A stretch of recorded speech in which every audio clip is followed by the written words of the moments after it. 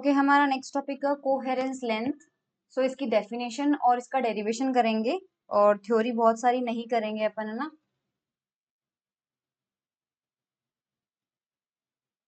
Okay so definition क्या है, देखो कोहेरेंस लेंथ की।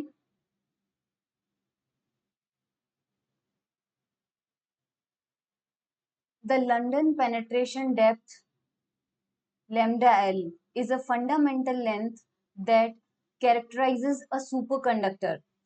देखो लंदन पेनिट्रेशन डेप्थ जो है लैम्डा एल, जिसको अपन ने रिप्रेजेंट किया था, जिससे वो क्या बता रहा था, वो ये बता रहा था कि सपोज आपके पास इस तरह का कोई सुपर कंडक्टर है, बाहर से कोई मैग्नेटिक लाइंस जो है उसके अंदर पेनिट्रेट करती है। तो हमें पता है कि सुपर कंडक्टर जो होता है वो मैग्नेटिक फील्ड को रिपेल करता है। इसका मतलब सुपर कंडक्टर हमेशा कोशिश करेगा कि मैग्नेटिक फील्ड उसके अंदर ना जाए। लेकिन फिर भी अगर अपन मैग्नेटिक फील्ड की स्ट्रेंथ बढ़ाते हैं तो मैग्नेटिक फील्ड के बीच में और सुपर कंडक्टर के बीच में फाइट होती है। सो मैग्नेटिक फील्ड की लाइंस जो होती है वो कुछ हद तक सुपर कंडक्टर के अंदर पेनिट्रेट कर जाती है।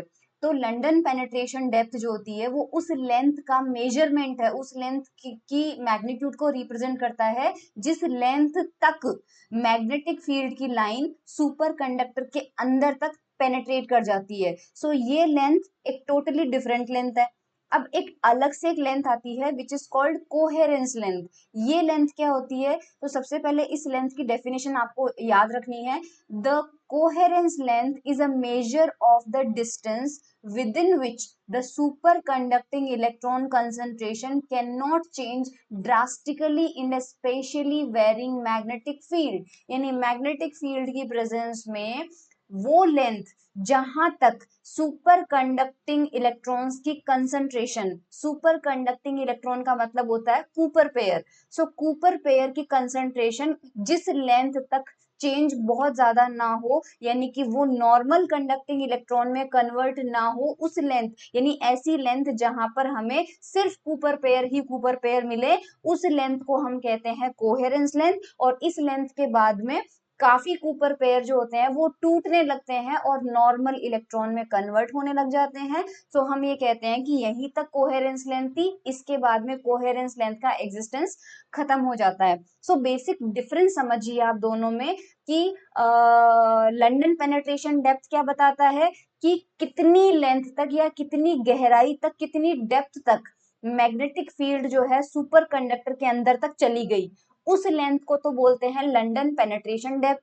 और वो लेंथ जहां तक हमें कूपर पेयर की कंसंट्रेशन देखने को मिलती है और उस लेंथ के बाद में कूपर पेयर टूटने लग जाते हैं और नॉर्मल मेटल में जैसे फ्री इलेक्ट्रॉन्स होते हैं वो देखने को मिलते हैं, तो जिस लेंथ तक कूपर पेयर का एग्जिस्टेंस होता है उसे कोहेरेंस लेंथ कहते हैं। यहाँ पर एक डेफिनेशन और है आपके पास, ये देखिए बोल्ड लेटर्स में जो डेफिनेशन लिखी हुई है, the distance up to which Cooper pair travels maintaining their own identity is called coherence length। यानी वो डिस्टेंस जहां तक कूपर पेयर जो होते हैं अपनी आइडेंटिटी बनाए रखते हैं उसको कोहेरेंस लेंथ कहते हैं। इस लेंथ के बाद वो अपनी आइडेंटिटी लूज कर जाते हैं और किस में कन्वर्ट हो जाते हैं, नॉर्मल इलेक्ट्रॉन में। सो डेफिनेशन आपको इतना ही देना है, इसके बाद हम सीधा डेरिवेशन पे चलेंगे, ठीक है। सो हमें ये पता चल गया कि स्पेशियल वेरिए, देखो ये जो वर्ड होता है स्पेशियल, ये स्पेस से रिलेटेड होता है। तो any spatial variation in the state of an electronic system requires extra kinetic energy. यहाँ इस लाइन का क्या मतलब है, इस लाइन का मतलब है कि हमने कोहेरेंस लेंथ के लिए कहा था कि एक रेंज होगी जहां पर कूपर पेयर मेंटेन होंगे और उस लेंथ के बाद में कूपर पेयर की कंसंट्रेशन खत्म हो जाएगी और इलेक्ट्रॉन जो फ्री इलेक्ट्रॉन्स है उनकी कंसंट्रेशन बढ़ने लग जाएगी। सो बेसिकली हमारे पास में एक वेरिएशन आया ना, आपके पास में कोहेरेंस लेंथ के बाद में स्पेशियल वेरिएशन आया, क्योंकि उस लेंथ के पहले आपके पास अलग टाइप का इलेक्ट्रॉनिक सिस्टम है जिसमें कूपर पेयर है और उस लेंथ के बाद में अलग टाइप का इलेक्ट्रॉनिक सिस्टम है जिसमें फ्री इलेक्ट्रॉन्स है। सो ये वेरिएशन के लिए एक्स्ट्रा काइनेटिक एनर्जी लगती है, ये हमें प्रूव करना है। So a modulation of an eigenfunction increases the kinetic energy because the modulation will increase the integral। अच्छा, ये kinetic energy जो है हम कह रहे हैं कि एक्स्ट्रा काइनेटिक एनर्जी लगेगी, इस चीज का प्रूफ क्या है, इस चीज का प्रूफ अभी हम करते हैं। सो मान लेते हैं हमारे पास सबसे पहले एक फ्री इलेक्ट्रॉन था, ठीक है। सो फ्री इलेक्ट्रॉन के लिए हमारे पास प्लेन वेव सॉल्यूशन होता है, तो साई जो होता है वो e raise to power iota kx होगा। ओके हम इसको कंपेयर करेंगे स्ट्रांगली मॉड्यूलेटेड वेव फंक्शन से। मॉड्यूलेटेड वेव फंक्शन हम किसके लिए कर रहे हैं? कूपर पेयर के लिए कर रहे हैं। सो मान लीजिए इस वेव फंक्शन को हमने मॉड्यूलेशन कर दिया, मतलब इस वेव फंक्शन से हम कूपर पेयर वाले जो इलेक्ट्रॉनिक सिस्टम है उसका वेव फंक्शन बनाना चाह रहे हैं, और वो वेव फंक्शन है हमारा फाई एक्स। और मॉड्यूलेशन हमने कैसे किया है? लीनियर कॉम्बिनेशन बना के किया है। सो ये 1/√2 जो है दिस इज नॉर्मलाइजेशन फैक्टर, क्योंकि वेव फंक्शन हमेशा नॉर्मलाइज्ड होना चाहिए। और यहाँ पर मॉड्यूलेशन हमने इस तरह का किया है, प्लेन वेव के अंदर एक टर्म ऐड कर दिया है e⁻k+qx। q क्या है वो बाद में समझ में आएगा। The probability density with the plane wave for free electron, ये जो फ्री इलेक्ट्रॉन है इसके लिए प्रोबेबिलिटी निकालते हैं, तो साई स्टार साई निकालेंगे। सो साई स्टार साई क्या होगा? e⁻−ikx e⁻ikx which will be 1। इसी तरह से मॉड्यूलेटेड वेव फंक्शन है, इसकी प्रोबेबिलिटी डेंसिटी निकालते हैं, तो फाई स्टार फाई करना पड़ेगा। फाई स्टार फाई करने के लिए सबसे पहले हमारे पास ये है 1/√2, तो करेक्ट, तो फाई तो हमारे पास हो जाएगा। तो इसी तरह से फाई स्टार निकाल लेते हैं। फाई स्टार कितना होगा? 1/√2 तो एज इट इज होगा, जहां आयोटा है वहां माइनस आयोटा लगेगा। सो ये 1/√2 और ये 1/√2 मिलके क्या बन जाएगा? 1/2 बन जाएगा। और ये तो रहा आपके पास फाई एक्स, और ये रहा आपके पास फाई स्टार। ओके ये है फाई स्टार और ये है हमारे पास फाई। इन दोनों को आप मल्टीप्लाई करेंगे तो हमारे पास ये वाला टर्म आ जाएगा। फिर आपके पास e की power i theta plus e raise to power minus i theta cos theta में होता है, और आगे ऑलरेडी 2 का फैक्टर है, सो हमारे पास ये हो जाएगा 1 प्लस कॉस क्यू एक्स। तो हमारे पास में यहाँ पर सिंगल, मतलब अगर मैं ये बोलूँ कि ये लेंथ कोहेरेंस लेंथ है, ये बाउंड्री है, इधर आपके पास नॉर्मल कंडक्टिंग इलेक्ट्रॉन की कंसेंट्रेशन ज्यादा है और इधर आपके पास सुपर कंडक्टिंग इलेक्ट्रॉन की कंसेंट्रेशन ज्यादा है, यानी कि कूपर पेयर की कंसेंट्रेशन ज्यादा है। तो इधर आपके पास वेव फंक्शन जो है सॉरी वो मॉड्यूलेटेड होगा, यानी कि फाई होगा, और इधर आपके पास क्या होगा? साई होगा। सो इधर प्रोबेबिलिटी डेंसिटी आपने देखी थी 1 आई है, और इधर आपके पास कितनी आई है? 1 प्लस कॉस क्यू एक्स। ठीक है, हम जानते हैं कि जो नॉर्मल कंडक्टिंग इलेक्ट्रॉन होता है जिसके लिए वेव फंक्शन आई के एक्स होता है, जब उसके लिए एनर्जी निकालते हैं, सो एनर्जी का फॉर्मूला आपके पास पता है, h cross square k square upon 2m आता है। अब चेक करते हैं कि फाई के करस्पॉन्डिंग काइनेटिक एनर्जी हमारे पास, या एनर्जी कितनी है। हमें सिर्फ काइनेटिक एनर्जी निकालना है, क्योंकि ये फॉर्मूला मैंने सिर्फ काइनेटिक एनर्जी का निकाला है। p square upon 2m is kinetic energy. So the kinetic energy of the wave psi x is h cross square k square upon 2m. ये हमें पता है। Now the kinetic energy of the modulated distribution is higher. वो ज्यादा आएगी, let's prove it. So kinetic energy निकालेंगे अपन। So kinetic energy निकालने के लिए क्वांटम मैकेनिक्स में क्या करते हैं? एक्सपेक्टेशन वैल्यू निकालते हैं। So एक्सपेक्टेशन वैल्यू का फॉर्मूला होता है wave function star kinetic energy का ऑपरेटर, हमें यहाँ पे काइनेटिक एनर्जी का operator then phi and then dx। तो यहाँ पे हमारे पास dx आ गया, और ये फाई स्टार, ये काइनेटिक एनर्जी का ऑपरेटर, और ये फाई। ठीक है, so this is expectation value of kinetic energy, क्योंकि क्वांटम मैकेनिक्स में ऐसे ही निकाला जाता है। ठीक है, अब आपके पास यहाँ पे ये h cross square upon 2m जो है ये बाहर आ जाएगा, और हम फाई की वैल्यू जो है वो पुट कर देंगे। जो फाई की वैल्यू है हमारे पास में कहाँ पे है? फाई की वैल्यू कौन सी लेनी है? फाई की वैल्यू में लेनी है 15a वाली, 15a वाली। सो ये मैं सॉल्व नहीं कर रही हूँ, ये आप रख लेना, क्योंकि आई थिंक ये बहुत इजी है। मैं एक बार रख देती हूँ dx phi star. Phi star का मतलब हमने फाई स्टार भी निकाला है। फाई स्टार हमारे पास हो जाएगा iota k plus Q x plus iota के एक्स। फाई स्टार हो जाएगा 1/√2 iota k plus Q x plus iota के एक्स। ठीक है, उसके बाद आपके पास आ रहा है minus H cross square upon 2m, है ना, minus H cross square upon 2m। उसके बाद देखो d2 upon D x square, और फिर फाई लिखना है हमें। सो d2 upon D x square, और उसके बाद में फाई लिखना है विच वॉज ई की power minus k plus Q x plus minus के एक्स। ओके, ये हमारे पास में आएगा। अब ये x के रिस्पेक्ट में डिफरेंशिएशन हो रहा है 2 बार, जो कि आप कर लेना, 2 बार होगा तो आप उसको करके देख लेना, आपके पास ये टर्म आ जाएगा। तो मैंने लिख दिया है, आपको कुछ करना नहीं है यहाँ पे, इसको सॉल्व करोगे तो ये आपके पास मिल जाएगा।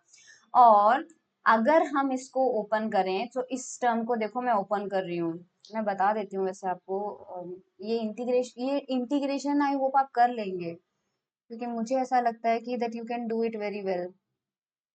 फाइव स्टार फाइव बाद में बना जाएगा। एनीवेज इंटीग्रेशन वाला पार्ट इजी है, ये वाला टर्म आपको मिल जाएगा। अब देखो इसमें यहाँ पर k प्लस क्यू का स्क्वायर है, ये k प्लस क्यू के स्क्वायर को जब ओपन करेंगे सो k square plus Q square plus 2k और q आएगा।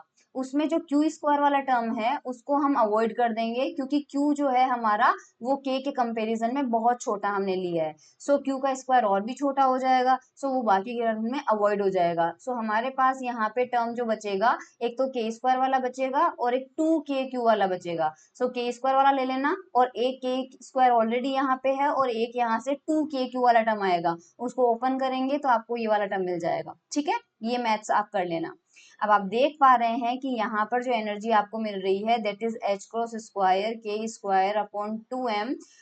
सिंगल इलेक्ट्रॉन के लिए यानी फ्री नॉर्मल इलेक्ट्रॉन के लिए हमें काइनेटिक एनर्जी सिर्फ इतनी मिली थी, जबकि ये हमें मिली थी साई के करस्पॉन्डिंग। करेक्ट, फाई के करस्पॉन्डिंग हमें इसमें एक्स्ट्रा टर्म मिल रहा है H cross square upon 2m के क्यू। इसका मतलब ये काइनेटिक एनर्जी एक्स्ट्रा आ गई ना। सो हमने ये प्रूव कर दिया कि हमारे पास में उस स्पेशियल वेरिएशन के लिए यानी कूपर पेयर से जब नॉर्मल इलेक्ट्रॉन में जाएंगे तो हमें एक्स्ट्रा काइनेटिक एनर्जी लगेगी। So the increase of energy required to modulate is this term. So modulation के लिए जो एक्स्ट्रा काइनेटिक एनर्जी लगेगी वो ये होगी, क्योंकि ये तो ऑलरेडी थी इलेक्ट्रॉन के पास में। एक्स्ट्रा एनर्जी कौन सी आई, ये वाली तो आई। सो ये एक्स्ट्रा एनर्जी हमें लगेगी। तो ये एनर्जी की क्रिटिकल वैल्यू क्या होगी, अगर इफ दिस एक्सेस एनर्जी, ये जो एक्सेस एनर्जी है, if this exceeds the energy gap कौन सा वाला है, यहाँ पे नॉर्मल कंडक्टर है, फिर सुपर कंडक्टर है, और यहाँ पर हमारा एनर्जी का गैप होता है। सो ये एक्सेस एनर्जी जब बैंड गैप को एक्सीड कर जाती है, इससे ज्यादा हो जाती है, तो सुपर कंडक्टिंग इलेक्ट्रॉन किस में कन्वर्ट हो जाते हैं, नॉर्मल कंडक्टिंग इलेक्ट्रॉन में कन्वर्ट हो जाते हैं, और सुपर कंडक्टिविटी डिस्ट्रॉय हो जाती है। सो क्रिटिकल वैल्यू क्या होनी चाहिए, क्यू की। सो मान लीजिए बिल्कुल बैंड गैप के इक्वल हो ये एनर्जी, तो उस कंडीशन में हम इस एनर्जी को बैंड गैप के इक्वल रखेंगे। तो एच क्रॉस स्क्वायर के स्क्वायर अपॉन 2m के, और आगे क्यू था, सपोज क्यू की क्रिटिकल वैल्यू जब क्यू नॉट रखते हैं तो ये एनर्जी एग्जैक्ट बैंड गैप के इक्वल आती है। ठीक है, और ये एनर्जी में हमने यहाँ पे के की जगह देखो क्या रखा है, के एफ रखा है, which is wave vector eight Fermi level. क्योंकि हमारे पास में जो आपने देखा होगा कि जो बैंड गैप को क्रॉस करके ऊपर वाले बैंड में जाते हैं वो सारे इलेक्ट्रॉन जो होते हैं अपर लेवल में होते हैं। अपर लेवल हमेशा कौन सा होता है, फर्मी लेवल होता है। इसलिए वेव वेक्टर जो है वो हम के की जगह के एफ लेंगे, क्योंकि फर्मी लेवल वाले इलेक्ट्रॉन सबसे ऊपर होते हैं। तो जब बैंड गैप की इक्वल एनर्जी मिलेगी, अगर मान लीजिए हमारे पास में देखो यहाँ पे समझना, जैसे ये बैंड गैप है और यहाँ नीचे सुपर कंडक्टर है और यहाँ पे नॉर्मल कंडक्टर है, अगर हमने सिर्फ बैंड गैप के बराबर एनर्जी दी तो जो इलेक्ट्रॉन जो कूपर पेयर यहाँ होगा वही जा सकता है एन में। अगर कोई नीचे यहाँ पे रखा हुआ होगा तो उसको इतनी सी एनर्जी देने से वो सिर्फ यहीं पहुंचेगा, यानी वापस सुपर कंडक्टिंग स्टेट में ही रह जाएगा, नॉर्मल में नहीं जाएगा। इसलिए सिर्फ इस लेवल में यानी सुपर कंडक्टिंग बैंड जो है उसके हाईएस्ट लेवल में, तो इसको कंपेयर करो वैलेंस बैंड और कंडक्शन बैंड से। वैलेंस बैंड जहां तक भरा हुआ होता है उसे हम फर्मी लेवल कहते हैं, इसलिए फर्मी लेवल में जो इलेक्ट्रॉन होंगे या फर्मी लेवल में जो ऊपर पेयर होंगे वही ऊपर जाएंगे। सो इसलिए हमने के की जगह के एफ लिया है। सो इस एक्सप्रेशन से हम क्यू नोट की वैल्यू निकालेंगे सबसे पहले। ठीक है, उसके बाद में जो क्यू नोट का इनवर्स होगा उसे हम रिप्रेजेंट करेंगे जाई नोट से, और इस जाई नोट को हम बोलते हैं intrinsic coherent length which is related to the critical modulation. और जाई नोट की वैल्यू क्या होगी, यहाँ से आप क्यू नोट निकाल लेंगे, क्यू नोट का इनवर्स करेंगे, सो ये वैल्यू आपके पास में आ जाएगी। और यहाँ पे इसको आप क्या लिख सकते हैं, वीएफ के टर्म में भी लिख सकते हैं, where VF is the electron velocity on the Fermi surface. और ये कैसे आएगा, के एफ को उसमें वीएफ के टर्म में लिखना आपको आता ही होगा। कैसे हम जानते हैं, P इज इक्वल्स टू क्या होता है, मास इनटू वेलोसिटी। तो ये फर्मी लेवल पे वीएफ हो जाएगा, P क्या होता है, एच क्रॉस के एफ। तो ये कितना हो जाएगा, एम वी एफ, और यहाँ से वी एफ की वैल्यू कितनी निकालेंगे, एच क्रॉस के अपॉन एम। सो इस एक्सप्रेशन में एक एच क्रॉस ले लेना, के एफ ले लेना और एम यहाँ से ले लेना। वो सबको मिला के क्या लिख लेना, VF लिख लेना, तो हमारे पास आ जाएगा H cross VF upon 2G। ये हमारे पास कोहेरेंस लेंथ का फॉर्मूला यहाँ पे इक्वेशन नंबर 17 में। सो डेफिनेशन आपको क्लियर हो गई, फॉर्मूले का डेरिवेशन हमने कर लिया है, लंदन पेनिट्रेशन डेप्थ जो है उसका डेरिवेशन हमने फर्स्ट और सेकेंड लंदन इक्वेशन में कर लिया था। So that was all about duration of persistent current जो है वो मैंने आपको प्रीवियस लेक्चर में दिखाई दिया है, सो वो वहां से आप कर लेना। सो आई गेस ये हमारे पास हो जाता है कोहेरेंस लेंथ। अब हमारा बचता है डेंसिटी ऑफ स्टेट्स, सिलेबस का टॉपिक, जो कि हम कर लेंगे।